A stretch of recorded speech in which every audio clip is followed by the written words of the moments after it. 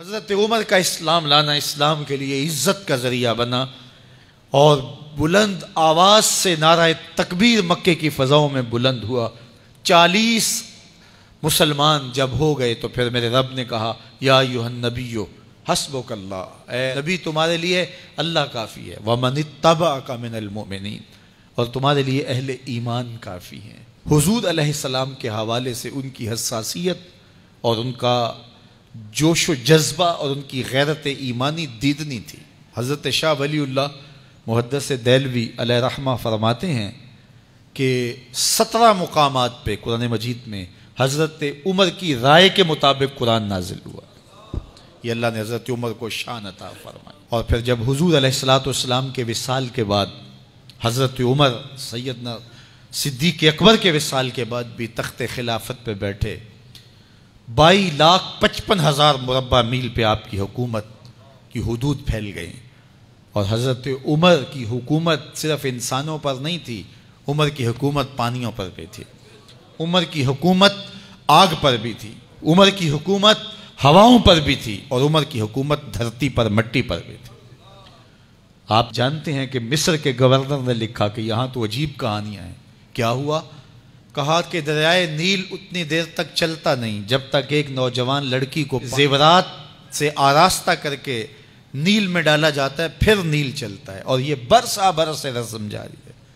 تو حضرت عمر کے پاس جب یہ پیغام پہنچتا ہے تو حضرت عمر نیل کو خط لکھ رہے ہیں، بسم اللہ الرحمن الرحیم، مصر کے نیل کے نام عمر کا خط، اور آگے لکھتے ہیں اے نیل اگر تو اللہ کے حکم سے چلتا ہے تو چل، ورنہ تیری کوئی ضرورت نہیں ہے۔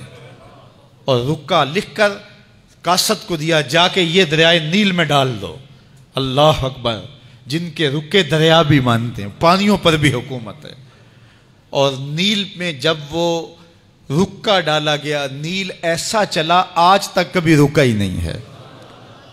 پانیوں پر حکومت، ہواؤں پہ حکومت۔ مسجد نبوی کا ممبر ہے، عمر خطبہ دے رہے ہیں، عراق کے علاقہ نہاوند میں جنگ ہو رہی ہے، مدینے سے 1 مہینے کی مسافت ہے، 1 مہینہ مسلسل چلیں تو نہاوند آتا ہے۔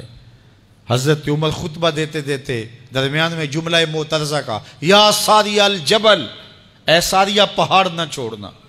لوگ حیران ہیں کیا ماجرا ہوا کہ ہم سے مخاطبہ ہے، ساریہ نہاوند میں ہے، اور کہا ساریہ پہاڑ نہ چھوڑنا۔ 1 مہینے کے بعد جب وہاں سے قاصد آیا، اس نے کہا اللہ نے فتح دے دی۔ کہا کیسے؟ کہا پہاڑ کو چھوڑ کر دشمن پر ٹوٹنے لگے تھے، آگے بڑھنے لگے تھے، ان پر حملہ آور ہونے لگے تھے۔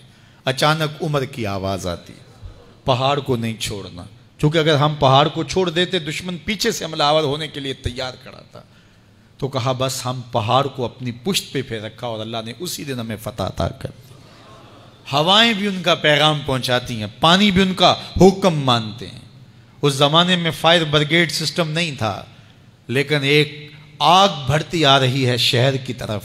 لوگوں نے حضرت عمر کو بتایا، امیر المومنین، آگ پھیلتی آگے بڑھتی چلی آ رہی ہے اور شہر کو اپنے قابو میں لینے والی ہے۔ عمر اپنی چادر اتارتے ہیں اور حضرت تمیم داری کو دیتے ہیں، کہا یہ چادر لے جاؤ اور ایسے ایسے کرو، آگ پیچھے بھاگتی چلی جائے گی۔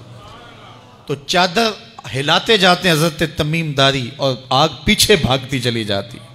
مٹی بھی حکم مانتی ہے۔ ایک لونڈی کھڑی رو رہی ہے راستے میں، کہا تجھے کیا ہوا؟ کہا ٹھوکر لگی، میرا تیل زمین میں بہہ گیا، میری مالکہ بڑی سخت ہے، وہ مجھے کہے گی تم نے یہ کیا کیا۔ عمر درہ زمین پہ مارتے ہیں، فر الارض الم عادل علیک، زمین عمر نے تیری چھاتی پہ عدل نہیں کیا؟ تو عمر کے ہوتے ہوئے اس کا تیل پی جائے؟ زمین تیل باہر نکال دیتی ہیں، فرماتے ہیں ڈال لے اپنے برتن میں۔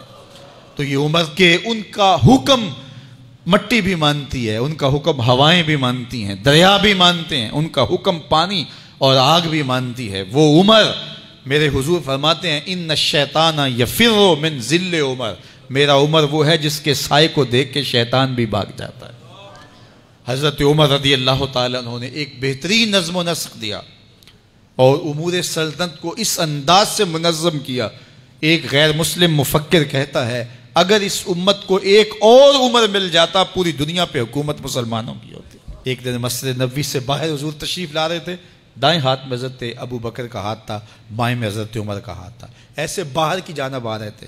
دروازے سے کوئی بندہ داخل ہوا تو اس کو دیکھ کے حضور نے فرمایا ہا کازا نبعث یوم القیامہ، قیامت کے دن جب قبروں سے اٹھائے جائیں گے ہم ایسے ہی اٹھیں گے، میرے دائیں ہاتھ میں ابو بکر کا ہاتھ ہوگا، بائیں میں عمر کا ہاتھ ہوگا۔